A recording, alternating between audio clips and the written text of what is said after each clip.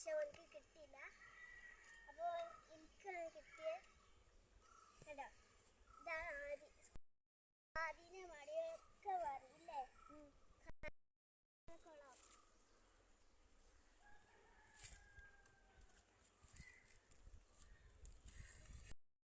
പോയാണ് അടിച്ചത്.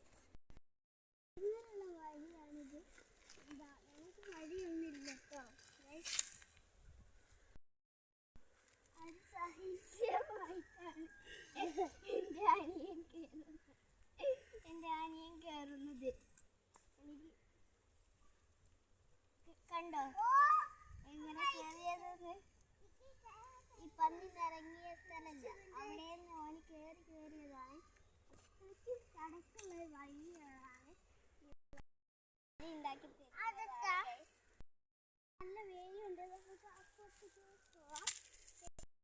നാളത്തെ വ്ലോഗായിട്ട് ഞങ്ങൾ വീണ്ടും വരാം. അപ്പം നമ്മൾ തണലുള്ള സ്ഥലത്താണ് നിൽക്കുന്നത്. അപ്പം നമ്മൾ വീട്ടിലേക്ക് പോയിട്ട് പിന്നെ കാണാം.